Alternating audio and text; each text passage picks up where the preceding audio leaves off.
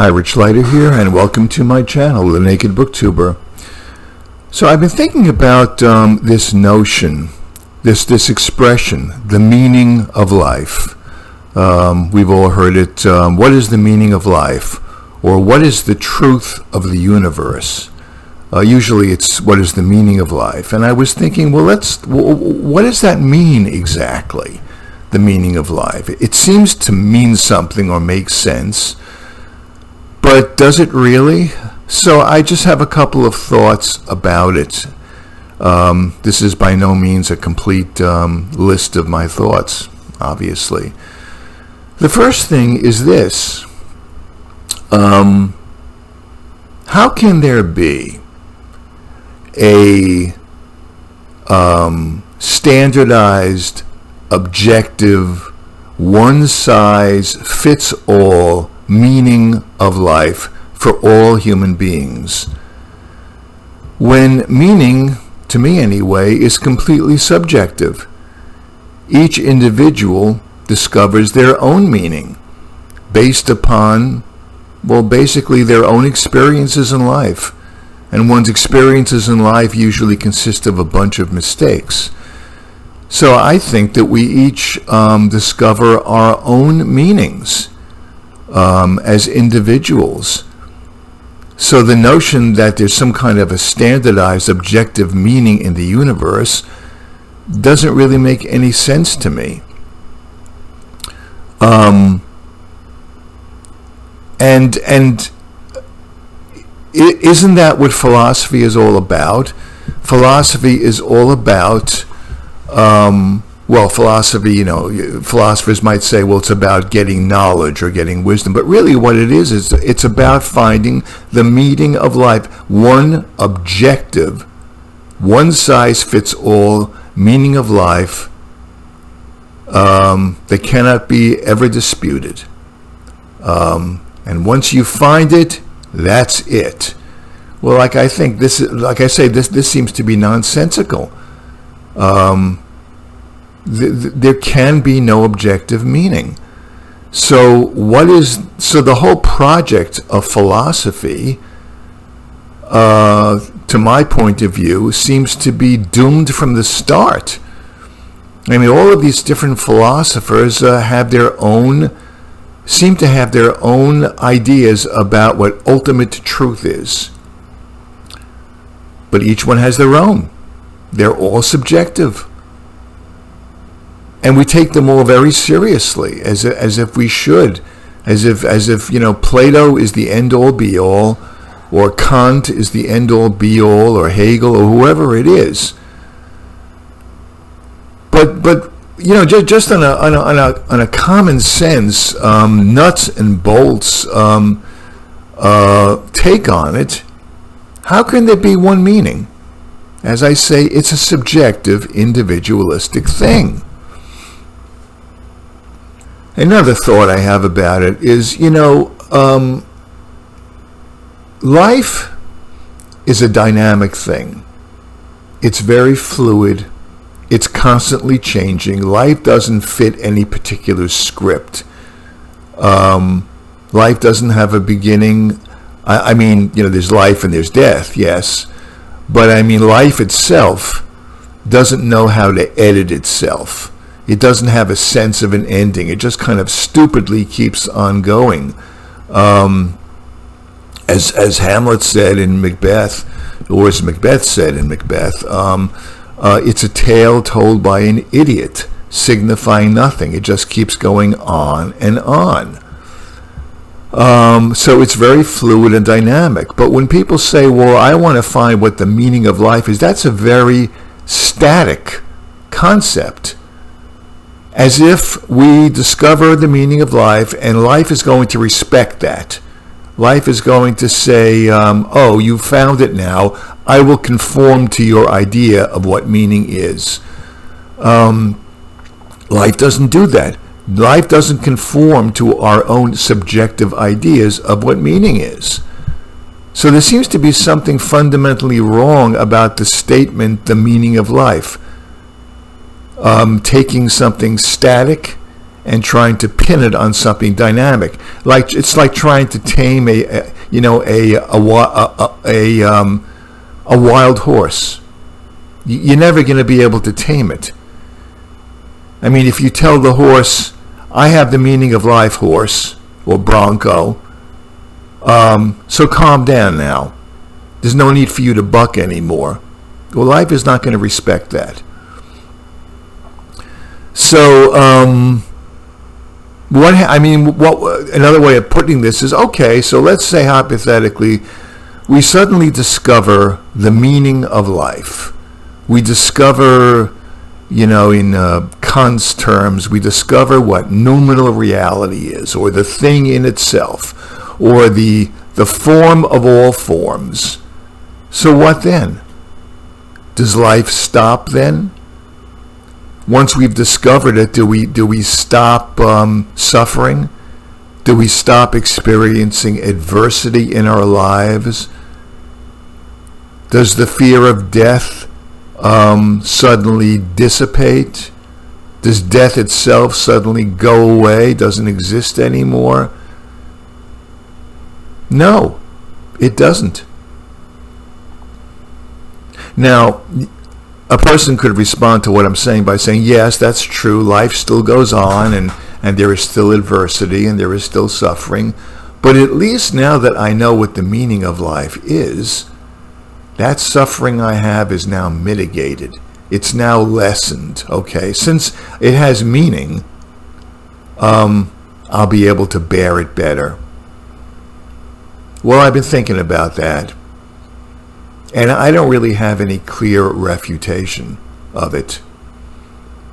I mean, Nietzsche says, I believe it's in the Genealogy of Morals, Nietzsche says that's what people want. They don't mind suffering as long as they're given a meaning for it.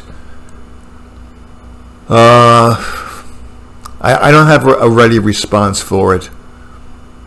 All I'm saying is, if that's true, if it really lessens, and I don't know, if it's really going to mitigate your suffering, it's got to be a pretty powerful meaning that you truly, truly believe in. I'm kind of open about that. I don't have an answer for it. My next thought about this phrase, the meaning of life. Well, again, let's say we all discover this static, one-size-fits-all, universal meaning for life. Well, I mean, what happens then? Aside from the fact that we still experience adversity and suffering and so on.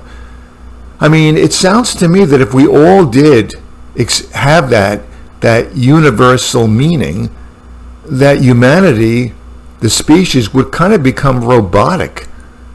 There's no need to think anymore. There's no need to wonder about anything. There's no need to create any more art, because the meaning is there now. It's all been taken care of. We can just go about our lives empty-headed and content that we now have the meaning of life. I mean, this obviously is not going to happen, but I'm saying theoretically, playing the devil's advocate, if it did, that's what I see happening to society, or not society, to the species. We will become completely robotic.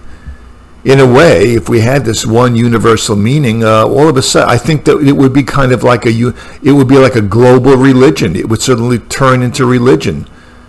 No need to wonder about things. Just, bow down to the meaning. Just, prostrate oneself before the meaning, and that would be it. And I find something. I find something seriously wrong about that. All intellectual life, actually all emotional life too, would sort of come to a grinding halt. We would lose our humanness by building this idol of standardized universal meaning.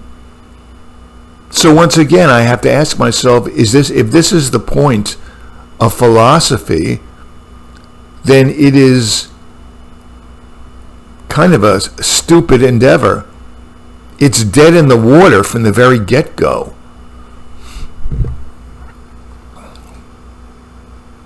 And in the same vein, I'm thinking to myself, well, what is philosophy after all? Another way of putting this.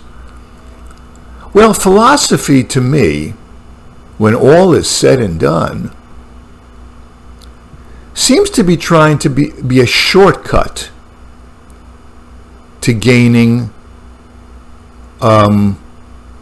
meaning. I mean, meaning is, as I say, is a very individualistic, subjective thing. But people seem to have the illusion that if they read a whole bunch of philosophy books, that they will speed up the process of finding their own subjective meaning. And I think that that's an illusion, and that that's quite foolish. I mean, you can read as many philosophy books as you want to, but you're going to form your own view of what life is all about, regardless of whether you've read any philosophy or not. So this endeavor of trying to get a shortcut, I mean, it may be a subliminal thing, but I think it's a powerful thing. I don't think that there is any shortcut to getting subjective meaning. You'll certainly have a whole bunch of ideas in your head. If you read the pre-Socratics and Socrates and Plato and I don't know, all of them, Kant, Hegel, Schopenhauer, Nietzsche, whoever you name it, if you read them, you'll certainly educate yourself on the history of ideas in philosophy, and you'll certainly have a lot more ideas in your head floating around. But that doesn't mean that they're going to give you meaning. They'll just be very interesting ideas. Some of those ideas will resonate with you more than others will, but they're still not going to give you the subjective meaning which you can only acquire by living your life and by making mistakes. So the shortcut is an illusion,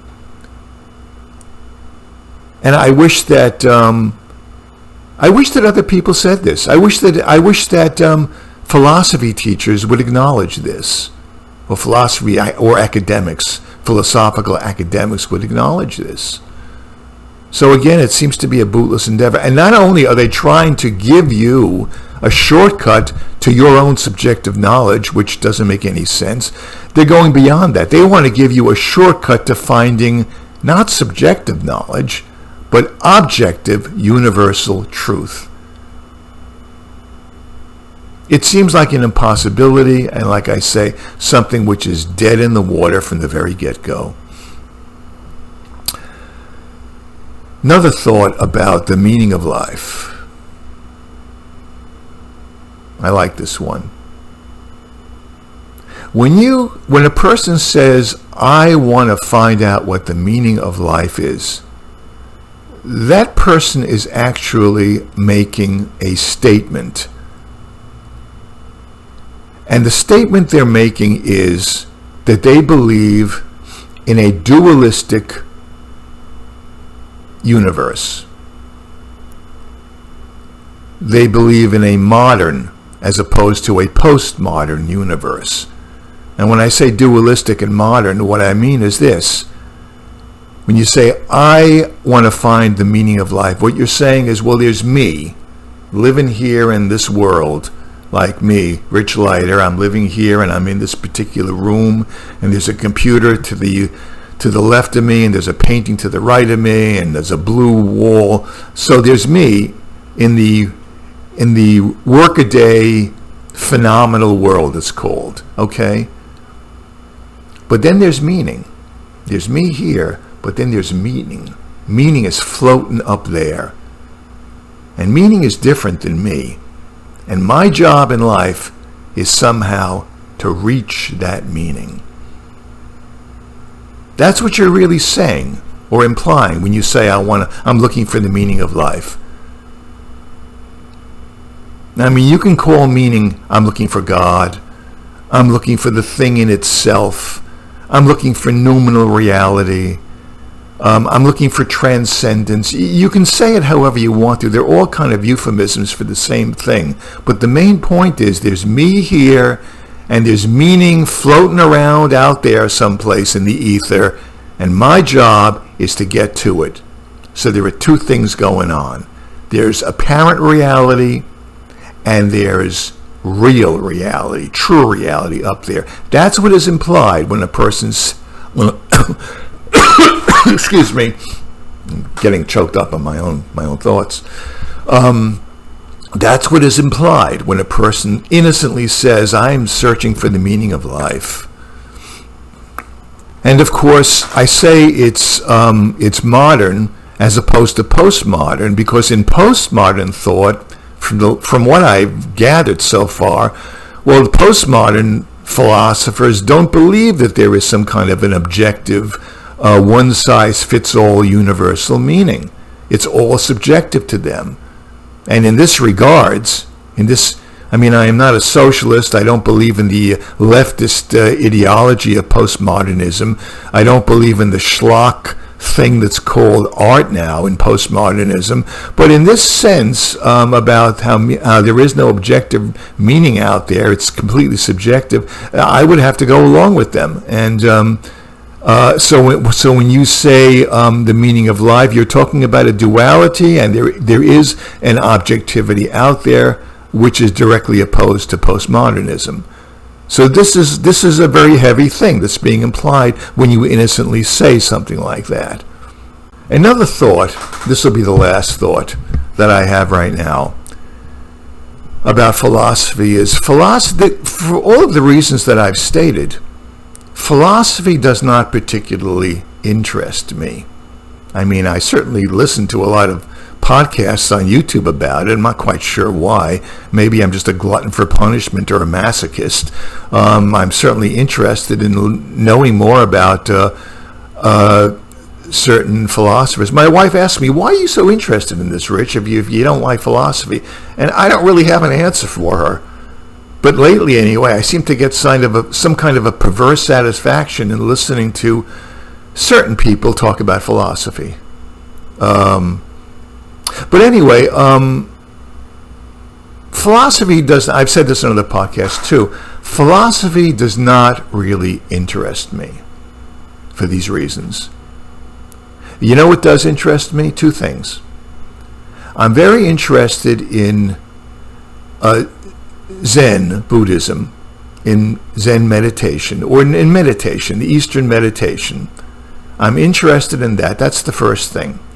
And the reason that I'm interested in meditation is because meditation, as I understand it right now, I've tried to do a little of it myself.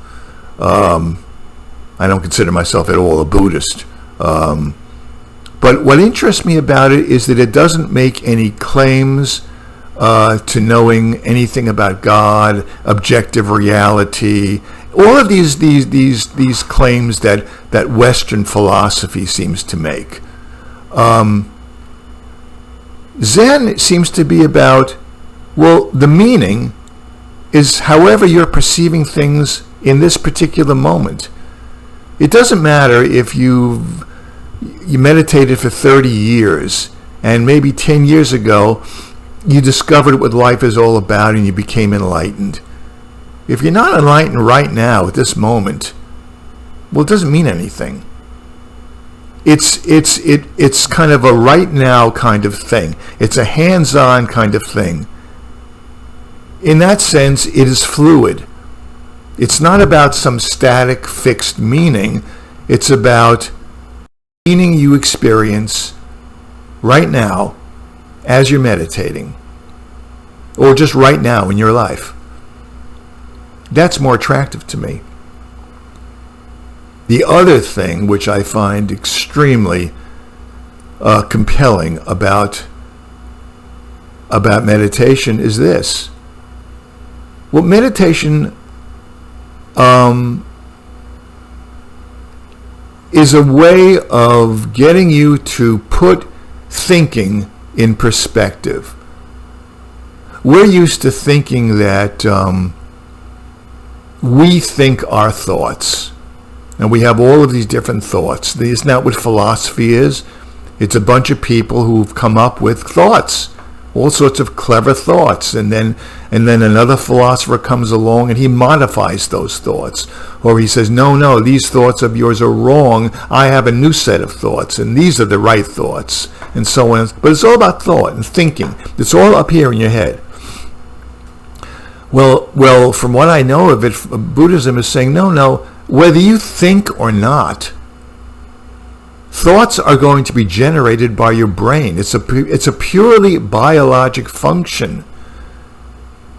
So when you meditate, you're still going to have thoughts. Being a human being with a brain, being a biologic creature, except you're not going to be so taken in by thoughts. You're not going to be so involved with your thoughts.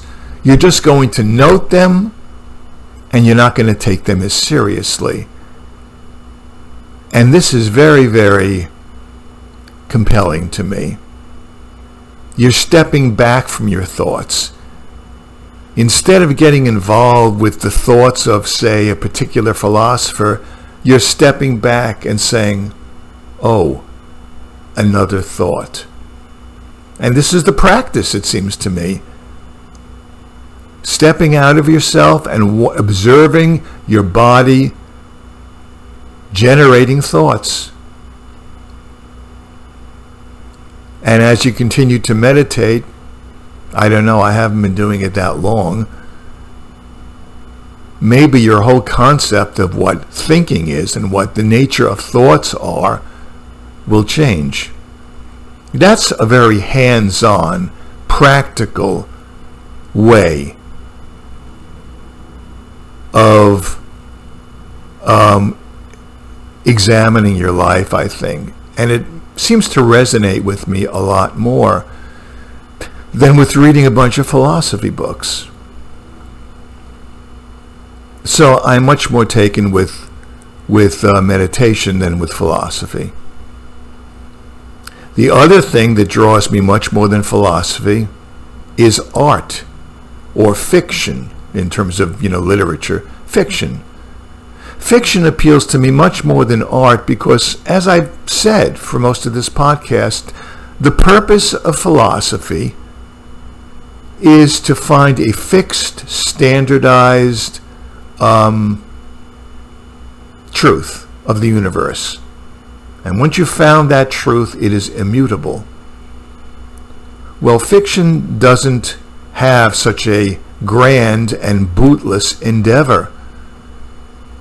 Fiction tells a story, and there is a truth and a meaning in the story, but it is always only within the context of that hermetically sealed off world of the story.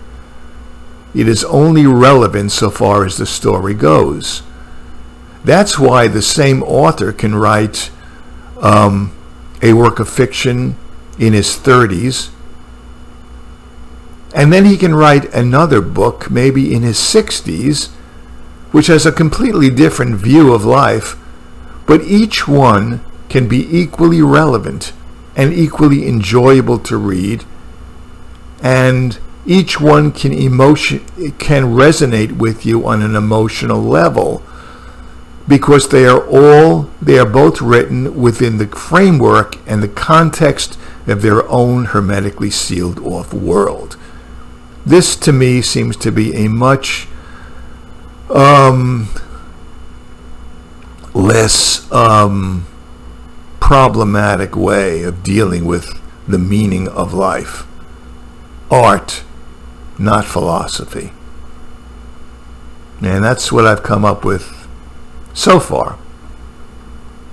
If you have any thoughts about it yourself, well, I'd love to hear them. Thank you.